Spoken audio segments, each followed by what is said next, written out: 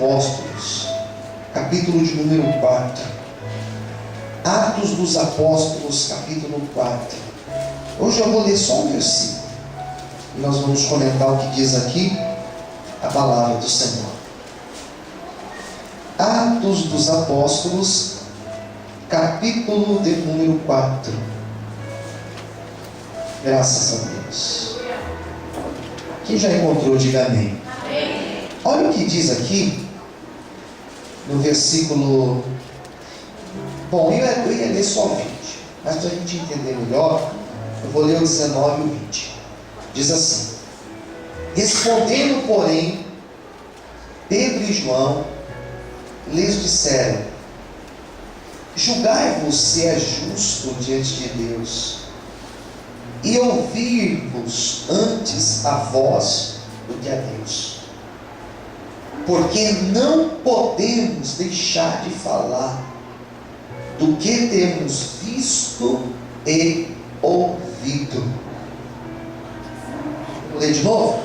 Respondendo, porém, Pedro e João lhes disseram: julgai-vos se é justo diante de Deus, ouvir-vos antes a vós do que a Deus, porque não podemos, olha só a expressão, porque não podemos deixar de falar do que temos visto e ouvido. Amém? Vamos orar. Senhor Deus e Pai, fale conosco nesta noite, Senhor, através da palavra, através do Teu Espírito Santo. Venha revelar, Senhor, o Teu querer para as nossas vidas, pois nós estamos aqui nesta noite sedentos, prontos para ouvir Tua voz. Venha nos abençoar, Senhor, poderosamente. É o que eu te peço e te agradeço, em nome de Jesus. Amém. Você pode aplaudir o Senhor. Você pode dar glória a Deus aí, queridos. Aleluia. O que nós temos aqui em Atos capítulo 4? Nós temos um mover do Espírito Santo. A igreja de Atos dos Apóstolos, a igreja que é apresentada no livro de Atos, não é uma igreja fraca, não é uma igreja desanimada, não é uma igreja que ela está minguando, não é uma igreja retraída. A igreja de Atos dos Apóstolos é uma igreja que ela está no movimento crescente, ela está florescendo. Gostei dessa expressão. Ela está florescendo. Ela começa, quando você pega o primeiro capítulo de Atos, você percebe que tanto os discípulos como os primeiros cristãos daquela época, eles estavam perdidos, porque fazia poucos dias que Jesus tinha morrido. Então eles estavam como que andando no escuro, tateando no escuro. Eles estavam como sem a direção. Talvez a pergunta que eles mais faziam era: e agora? Como que nós vamos fazer? E Jesus não está mais aqui. Nós não temos mais como fazer, nós não temos, até que o próprio Cristo aparece para eles. E quando Cristo aparece aos seus discípulos, Ele aparece com uma promessa. E qual era a promessa? Que eles iriam receber dos altos céus o Espírito Santo. E eles não ficariam mais órfãos, sem a direção, mas eles teriam o Espírito Santo sobre a vida deles. E eles começam então a aguardar esse Espírito Santo, e essa espera, ela passa por alguns dias, e diz o capítulo de número 2, que o Espírito Santo desce sobre esta igreja. Deu negócio, virou, queridos.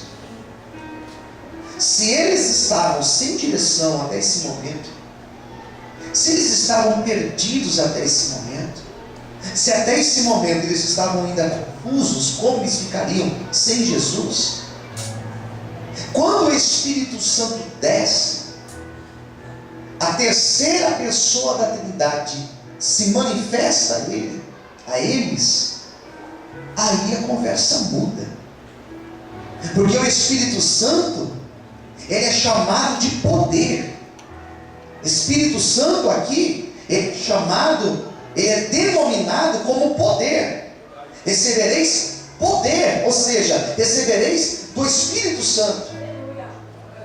Recebereis virtude do Espírito Santo. Agora vocês serão impulsionados, agora vocês serão direcionados, agora vocês serão usados pelo Espírito Santo. E eles começam então a clamar, diz a Bíblia, e o Espírito Santo vem sobre eles.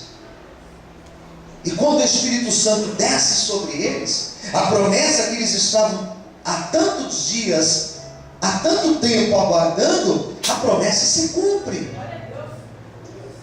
E agora eles não eram homens comuns. Agora eles não eram os mesmos de outrora. Agora eles eram homens cheios do Espírito Santo de Deus. O que tem faltado hoje em dia dentro das nossas igrejas é justamente isso, de homens, de mulheres, de obreiros, de jovens, cheios da presença do Espírito Santo. Porque a pessoa, quando ela é cheia do Espírito Santo, ela pensa diferente, ela age diferente, ela reage perante os problemas diferente. A pessoa que é cheia do Espírito Santo, ela entende que as lutas dela, ela não vai vencer com as mãos, ela não vai vencer com os gritos, mas ela vai vencer clamando a presença de Deus. E eu quero hoje profetizar que eu e você seremos cheios da presença do Espírito Santo de Deus. Você pode aplaudir ao Senhor essa noite? Você pode glorificar o Senhor? Amém, queridos? Agora eles eram um instrumento na mão de Deus. Agora eles estavam cheios do poder de Deus. Daí no primeiro sermão que Pedro se pronuncia após a descida do Espírito Santo, nesse primeiro sermão, diz a Bíblia que milhares de homens levantaram a mão e aceitaram Jesus como Senhor e foram batizados. Você observa que o primeiro milagre que o Espírito Santo fez ao descer sobre a terra, sobre aqueles homens, o primeiro milagre na pregação de Pedro foi que uma multidão se converteu. O primeiro milagre do Espírito Santo foi levar aqueles homens à consciência do arrependimento. Como que eu sei que eu sou cheio do Espírito Santo? Se em mim existe esse sentimento de arrependimento, de conversão verdadeira. Quem está entendendo, diga amém. Foi isso que aconteceu. E agora Pedro começa a pregar, e a pregação de Pedro era uma pregação. Qual era a pregação de Pedro? Jesus Cristo morreu e ressuscitou, e nós devemos nos arrepender. Pedro só pregava isso. E diz a Bíblia que ele começa a pregar, e um dia ele sobe ao templo. Atos capítulo 3 agora. Ele sobe no templo, e diz a Bíblia que quando ele chega na porta do templo, existia um homem ali, um coxo, um paralítico, que todos os dias ele era colocado no mesmo lugar.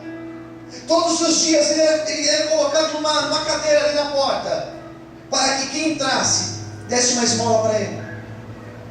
Atos 3 vai falar que era um culto da tarde, às 3 horas. Pedro e João subiam para o templo, e quando eles chegaram na porta do templo, diz a Bíblia que o coxo falou: dá uma esmola, dá um dinheiro. E Pedro respondeu: não tenho ouro e nem prata, mas o que eu tenho eu te dou. Eu tenho o poder de Deus na minha vida. Então, em nome de Jesus, levanta e anda. E diz a Bíblia que eles o tomaram pela mão, e diz a Bíblia que eles o levantaram. E aquele homem fica de pé, e ele começa a andar, e ele começa a saltar. E ao invés de ele ir para a casa dele comemorar a sua vitória, não, ele entrou dentro do templo para glorificar e exaltar o nome do Senhor.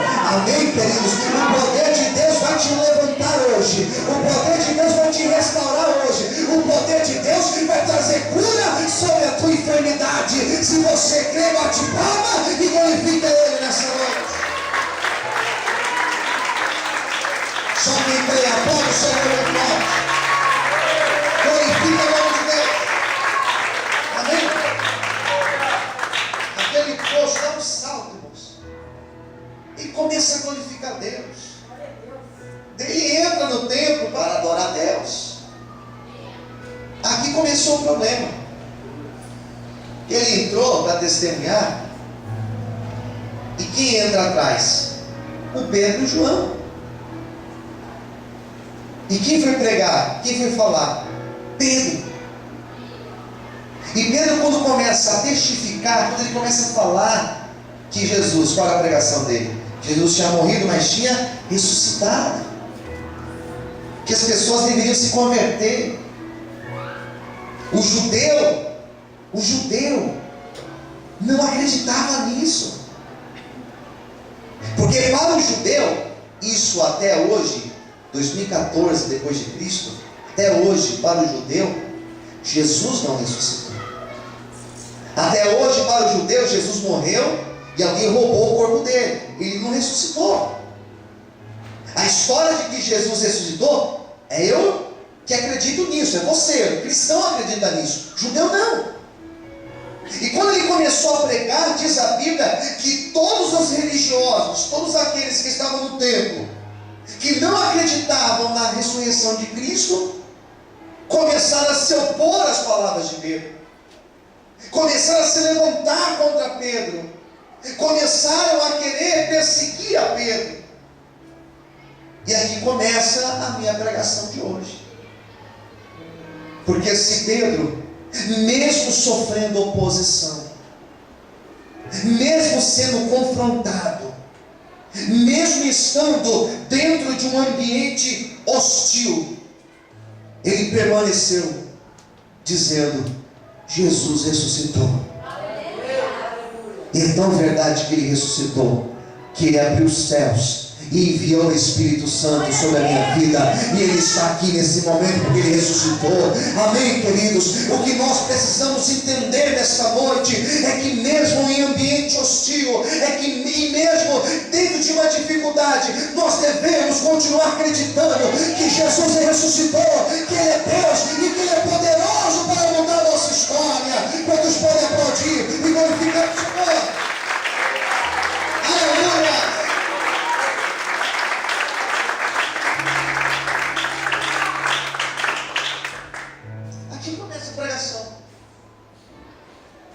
Porque ele sofre perseguição.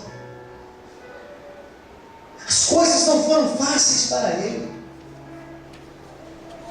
As coisas foram difíceis para ele.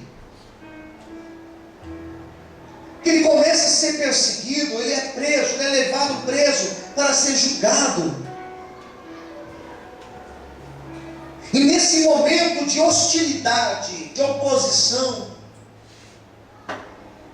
ele permaneceu acreditando no Senhor, Deus, na sua morte, na sua ressurreição. Ele continuou crendo. Sabe o que me entristece, irmãos? É de ver tantas pessoas que um dia já falaram do amor de Cristo com tanta paixão, que um dia até já subiram num altar como esse e pregaram para pessoas, e pessoas se converteram. E hoje eles não pregam mais. Hoje eles não creem mais. Sabe por quê? Porque na hora que a luta veio, deixou de acreditar no poder de Cristo. Quem está entendendo, diga amém. Porque na hora que a fé foi provada, porque na hora que a cova dos leões foi aberta, porque na hora que a fornalha de fogo foi aberta, ele, ao invés de crer, ele simplesmente deixou de crer. Ele simplesmente tirou seu corpo fora. Ele simplesmente começou a duvidar do poder de Deus. Não é possível que a experiência que Pedro teve lá em Atos capítulo 2, com a descida do Espírito Santo, não é possível, depois de ver milhares de pessoas se convertendo, depois de ver o paralítico pulando e andando, irmãos, não é possível que depois de tudo isso, ele ia chegar aqui, ele ia amarelar perante a luta. Não é possível nós que chegamos até aqui, não é possível agora você parar de crer em Deus. Que isso aí, Deus, diga amém. Talvez essa mensagem não sirva tanto para você hoje, mas me escute mesmo assim, porque é muito provável amanhã, ou talvez depois de amanhã, você também passará por uma luta, você também passará por uma perseguição, você também passará por uma decepção, seja na tua casa, seja na igreja ou no trabalho, e talvez a tua fé vai balançar, que nesse momento a tua fé possa até balançar, mas que jamais você deixa de crer que Jesus Cristo é o mesmo de ontem, de hoje e eternamente. Aleluia! Vamos para adorar o Senhor. Vamos para glorificar a Deus. Aleluia!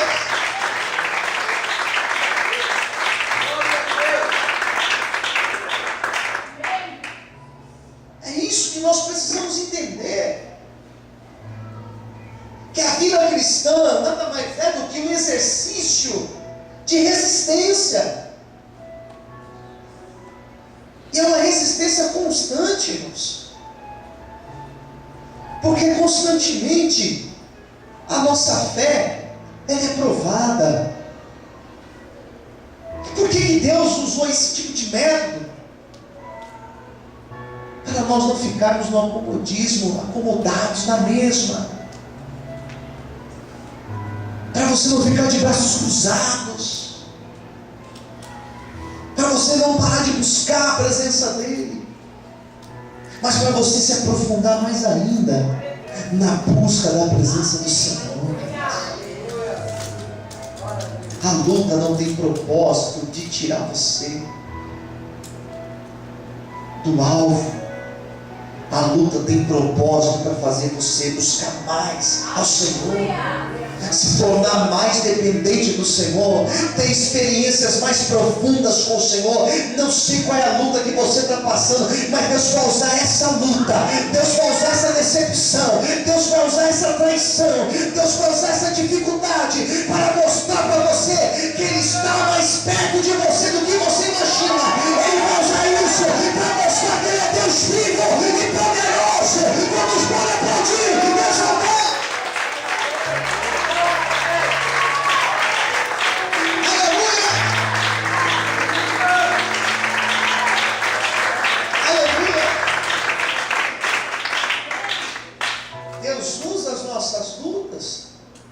Para mostrar que Ele está vivo.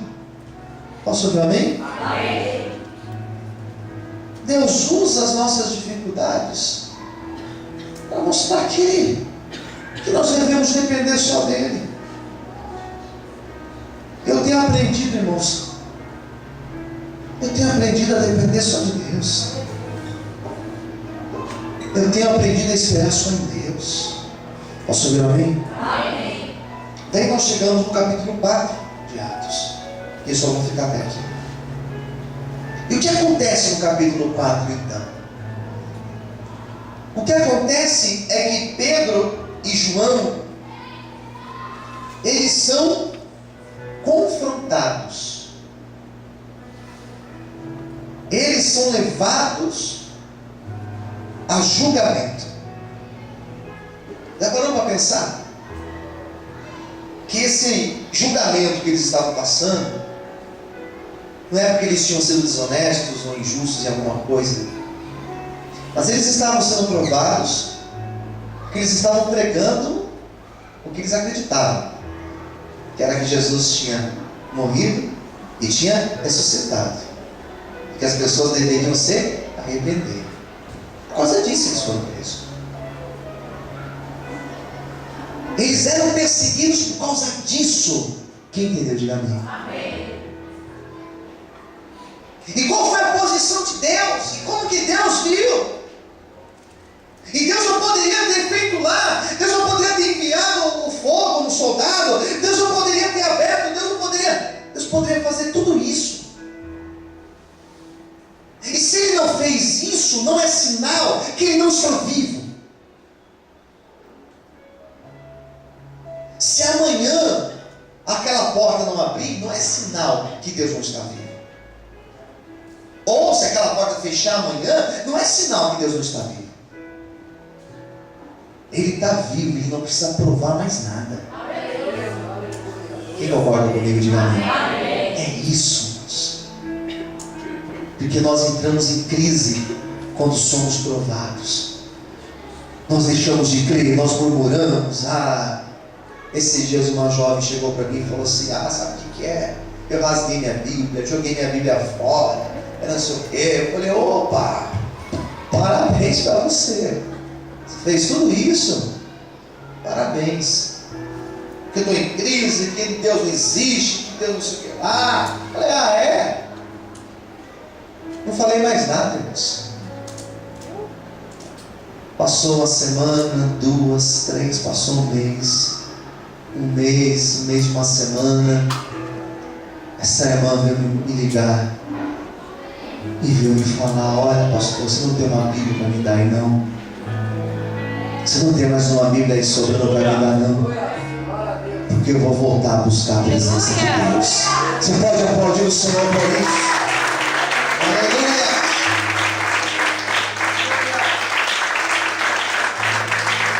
Queridos, ele é então afrontado, ele é confrontado, ele é perseguido, e ele resiste firme às grandes perseguições. Precisamos aprender a resistir firme às grandes perseguições. Posso ouvir amém? Amém. Resistir firme não é desistir, não é abandonar, não é deixar de buscar. Porque Deus não fez, não vou orar mais. Porque Deus não fez, não vou buscar mais. Não é isso. A nossa postura é permanecer, é resistir. A minha luta pode estar grande, os meus problemas podem estar maiores do que eu posso suportar, mas não tem problema, eu continuo acreditando em Deus. Eu sei que o meu Redentor está vivo e Ele vai bradar na minha vida. É essa que tem que ser a nossa postura. Sabe o que acontece? O céu abre e a provisão de Deus, ela vem sobre nós. Pode aplaudir o Senhor. Essa é a primeira coisa.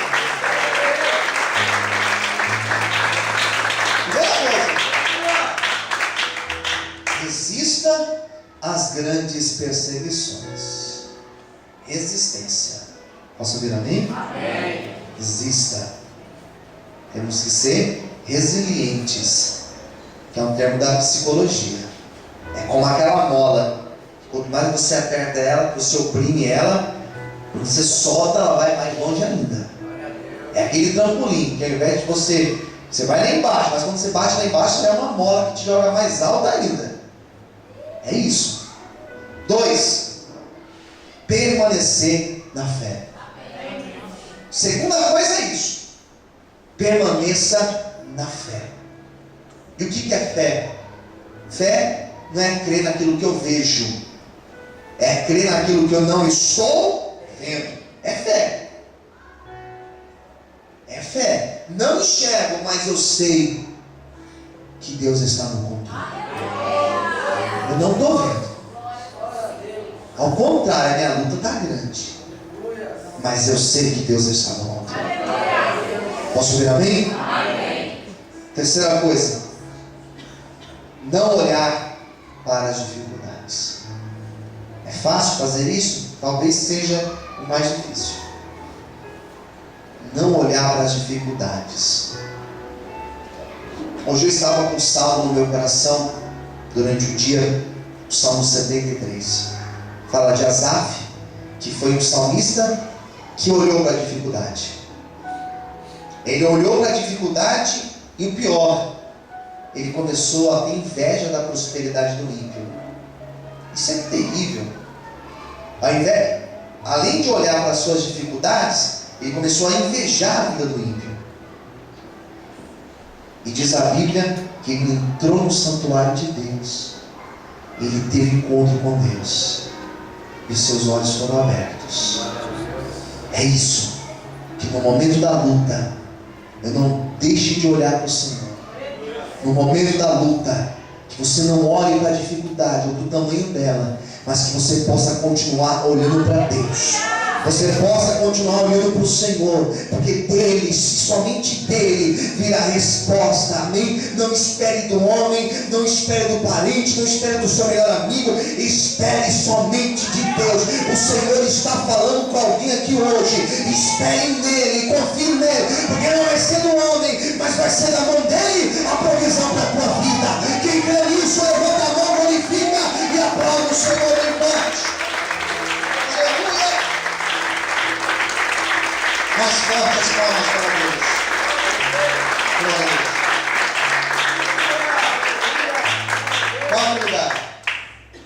Quarto lugar. Nos momentos de luta, possamos manter a postura de servos do Senhor. Não negocie com o teu adversário. Olha para o seu irmão do lado e diga: não negocie com o seu adversário. Sabe o que aconteceu? Foram julgar os dois, Sinédrio, lá no Sinédrio.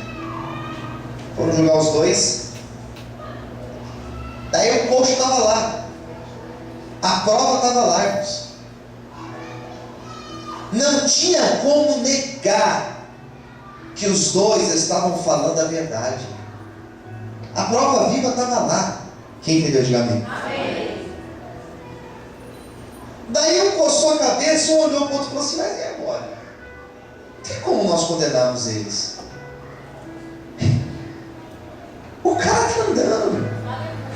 O que a gente vai fazer contra eles? Eles resolveram entrar num acordo. Vamos liberar eles, mas vamos falar para eles não pregar mais. A gente libera eles e fala para eles não pregarem mais. Tá, vamos fazer isso. Eles chegaram para Pedro e João e disseram: olha, tudo bem, nós vamos liberar vocês, com uma condição: que vocês não preguem mais que Jesus Cristo morreu e ressuscitou, e que o povo deve se arrepender. Qual foi a postura de Pedro e João? Está aqui no versículo que nós acabamos de ler. Versículo 20. Porque não podemos deixar de falar do que temos visto e do que temos ouvido. Não tem como deixar de pregar. Não tem como deixar de falar da obra que o Senhor tem feito nas nossas vidas. Podemos ser perseguidos, podemos ser presos, podemos ser levados a julgamento, não tem problema. Pode fazer o que quiser de nós, mesmo assim nós continuaremos pregando. Pregando o quê? Que Jesus Cristo morreu, ressuscitou e que nós devemos nos arrepender. Pode abrir a fornalha, nós vamos pular dentro. Pode abrir a fornalha, a boca dos leões, nós vamos pular dentro da boca dos leões. Pode preparar uma cruz para nós sermos crucificados. Só que mesmo assim nós continuaremos pregando que o Jesus que nós servimos, ele não está morto, mas ele está vivo. Não importa a minha luta, não importa o meu problema, eu continuo acreditando que ele está vivo e que ele habita em nós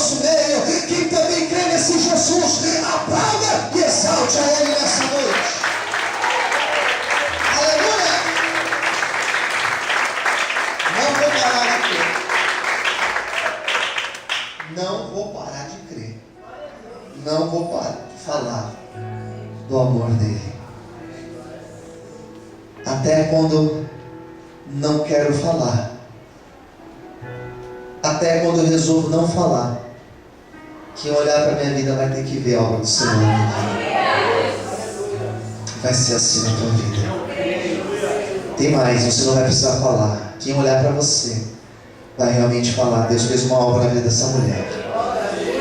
Deus mudou a casa dela, Deus mudou a vida dele, Deus mudou a história dessa pessoa. Você crê nisso? Então o Senhor glorifica a Deus.